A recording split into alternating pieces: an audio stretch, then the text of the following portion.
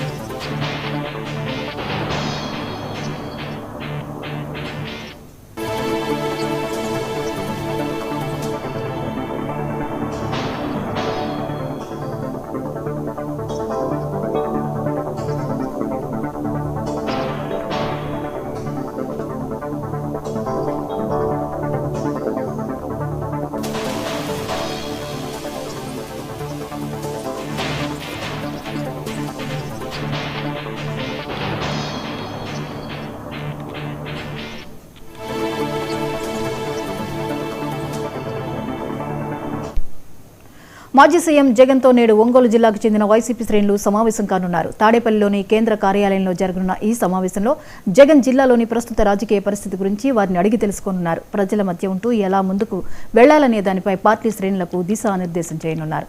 ఇక ఈ అంశంపై మరిన్ని వివరాలని మా ప్రతినిధి అబ్దుల్ అలీం అందిస్తారు. అలీం, చెప్పండి, ఈరోజు మాజీ సీఎం జగన్తో ఒంగోలు జిల్లాకు చెందిన వైసీపీ శ్రేణులు సమావేశం కానున్నట్లుగా తెలుస్తోంది. వివరాలేంటి? గుడ్ మార్నింగ్ జ్యోతి.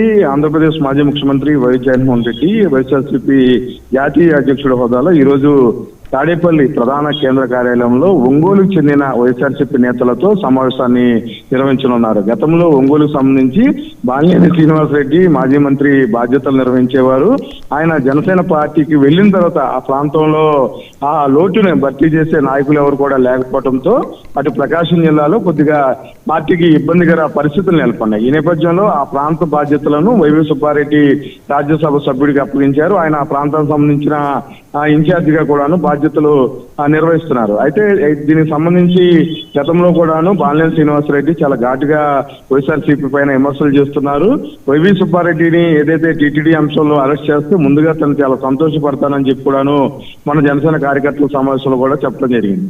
ఈ నేపథ్యంలో ఈ రోజు వైఎస్ఆర్సీపీ అధినేత మాజీ ముఖ్యమంత్రి వైఎస్ జగన్మోహన్ రెడ్డి ఇటు ఒంగోలు నియోజకవర్గానికి చెందిన నాయకులు కార్యకర్తలతో సమావేశాన్ని నిర్వహించడం అనేది ప్రాధాన్యత సంతరించుకుంది. ఈ రోజు ఒంగోలుకు చెందిన నాయకులు కార్యకర్తలతో గతంలో తను బాలినేని శ్రీనివాసరెడ్డికి ఎటువంటి ఉపయోగాలు చేశానో, పార్టీ ఏ విధంగా అండగా ఉంది, ఆయన ఎలాగా వెన్నుపోటు పొడిచారనే దాని మీద కూడాను అటు బాలినేని శ్రీనివాసరెడ్డి గురించి వైఎస్ జగన్మోహన్ రెడ్డి మాట్లాడతారని ఊహాగానాలు అయితే చాలా బలంగా అనిపిస్తున్నాయి. ఈ రోజు ఒంగోలు నియోజకవర్గ సమావేశం రాజకీయ ప్రాధాన్యత కూడా సంచరించుకుంది. ఉదయం 11 గంటలకల్లా ఒంగోలుకు చెందిన వారందరూ కూడాను పార్టీ కేంద్ర కార్యాలయానికి రావాలని రాత్రి అందరికి కూడాను వాట్సాప్ ద్వారా సమాచారం కూడా పంపించడం జరిగింది. జ్యోతి, రైట్, థ్యాంక్ యూ అలీం.